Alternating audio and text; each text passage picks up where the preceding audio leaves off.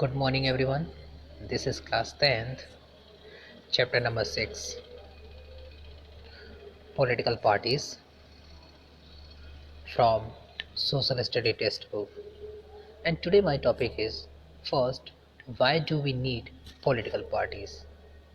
इस चैप्टर के माध्यम से आज आप समझेंगे कि हमें राजनीतिक दल की आवश्यकता क्यों होती है।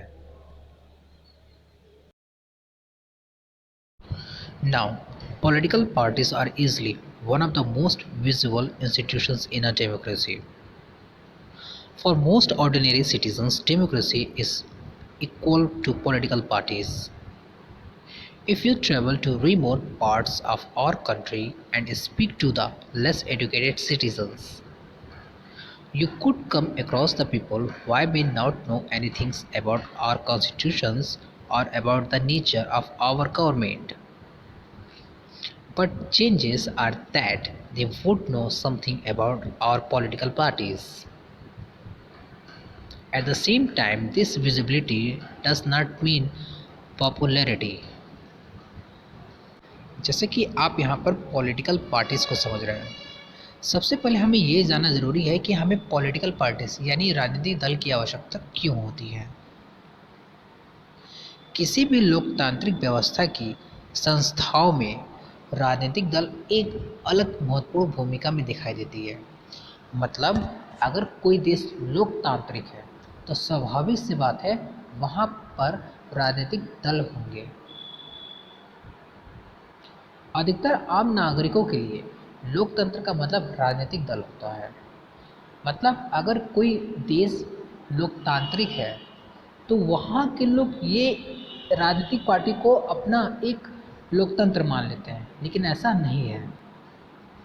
अगर आप देश के दूर दराज और ग्रामीण इलाकों में जाएं और कम पढ़े लिखे हुए लोगों से बात करेंगे तो संभव है कि आप ऐसे लोगों से भी मिलेंगे जिन्हें ना संविधान के बारे में मालूम होता है ना सरकार के स्वरूप के बारे में, लेकिन उन्हें राजनीतिक दल के बारे में बहुत सी जानकारियाँ होती हैं।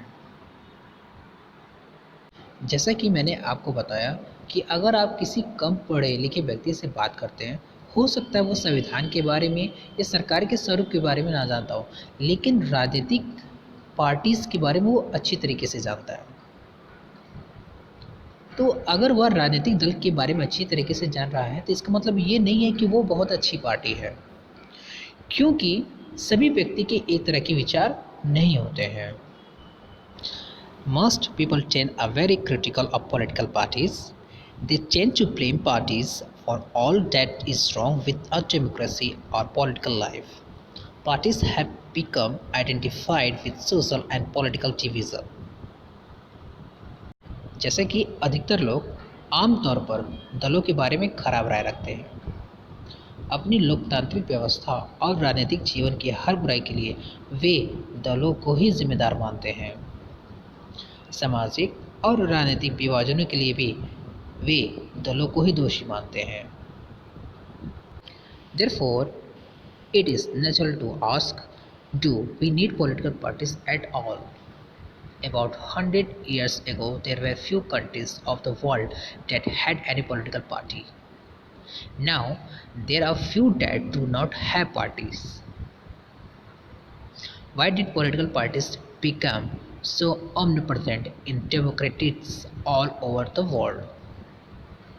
Let us first answer what political parties are and what they do before we say why we need them. जैसे कि आप यहाँ पर राजनीतिक दल के बारे में समझ रहे हैं, यहाँ पे एक प्रश्न उठता है, क्या हमें वास्तव में राजनीतिक दल की आवश्यकता होती है? अगर कई सौ वर्ष पहले जाएं तो हम देखेंगे कि कुछ ऐसे देश हैं जहाँ पर कुछ गिनी चुनी ही राजनीतिक दल हुआ करती थी और वो अपने देश में लोकतांत्रिक शासन व्यवस्था अपनाते थे। वही स्थिति आज वर्तमान में भी दिखाई देती है। आज की वर्तमान स्थिति में कई ऐसे देश हैं जहाँ पे कोई भी राजनीतिक पार्टी नहीं है। एग्जाम्पल के तौर पे आप सऊदी अरबिया को ले सकते हो। जैसे कि मैंने आपको पहले बताया कि लोकतांत्रिक शासन व्यवस्था में राजनीतिक दल एक बहुत ही महत्वपूर्ण भूमिका निभाती है। आज कई ऐसे देश हैं जो लोकतांत्रिक हैं, अब वहाँ पर राजनीतिक दल एक बहुत ही महत्वपूर्ण भूमिका निभाती है। तो आइए सबसे पहले हम इस बात पे चर्चा करें कि राजनीतिक दल क्या होती है और वे क्या करते हैं, उनकी ज़रूरत पे आज हम लोग इस पे चर्चा करेंगे। A political party is a group of people who come together to contest elections or hold power in the government. They agree on some policies and programs for the society with a view to promote the collective good. Since there can be different views on what is good for all parties, try to people why their policies are better than others.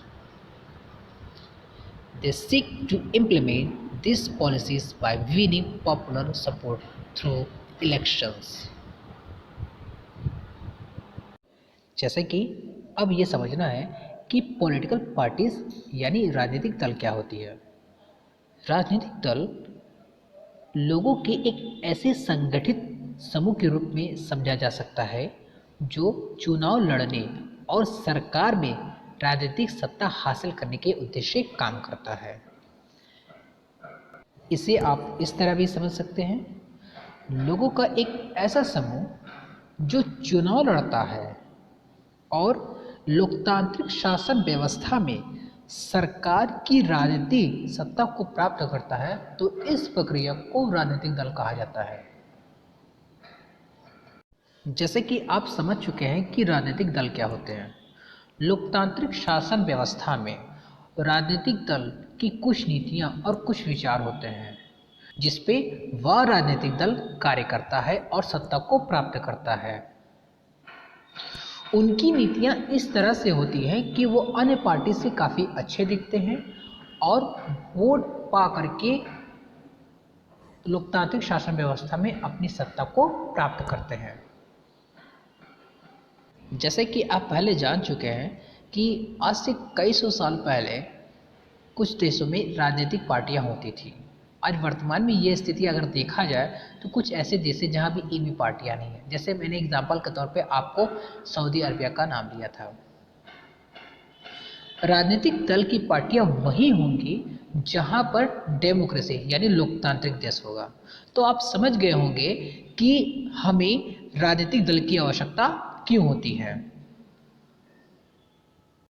अब यहाँ पे समझने की ये ज़रूरत है कि political parties यानी राजनीतिक दलों को चलाने के लिए क्या क्या होनी चाहिए।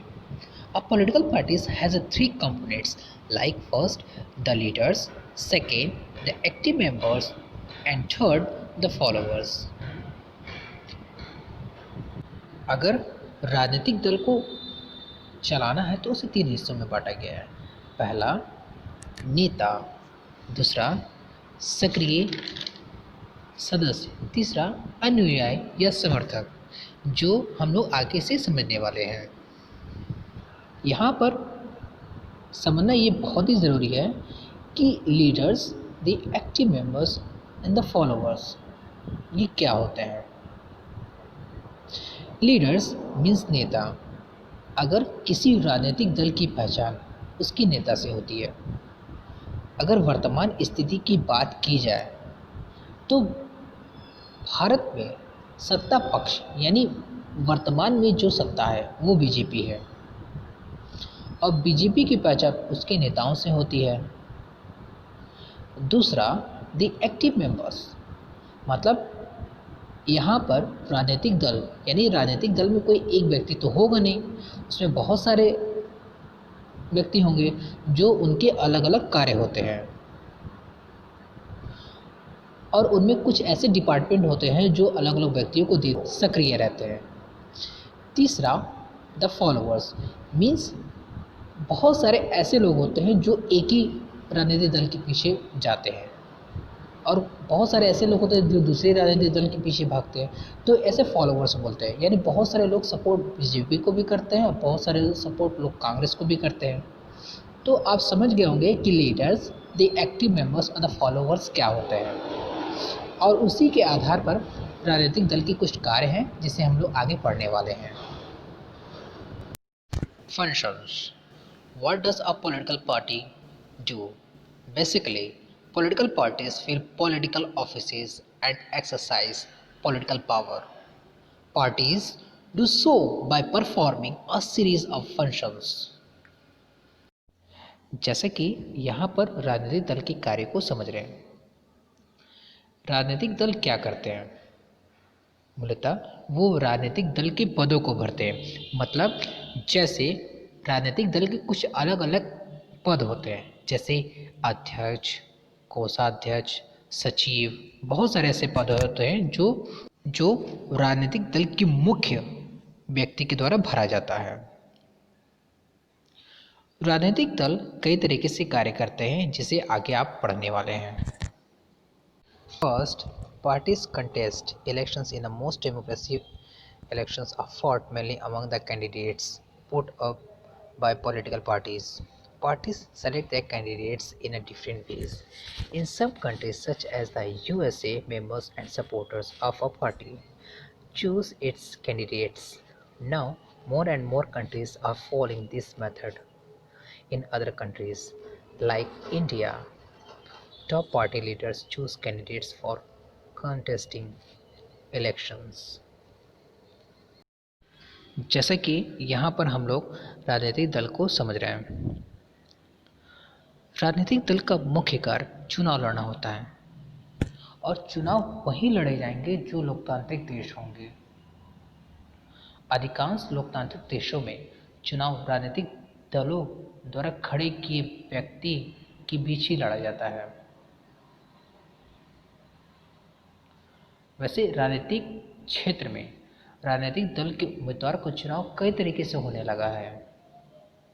अगर बात की जाए अमेरिका की, तो अमेरिका जैसे कुछ देशों में उम्मीदवार को चुनाव दल के सदस्य और उसके समर्थक करते हैं। अब इस तरह से उम्मीदवार चुनने वाले देशों की संख्या बढ़ती जा रही है। अन्य देशों में हमारा भी देश यानी भारत दलों के नेता ही उम्मीदवार चुनते हैं। Students, part first is finished, and next video you will be study functions of political parties. Thank you.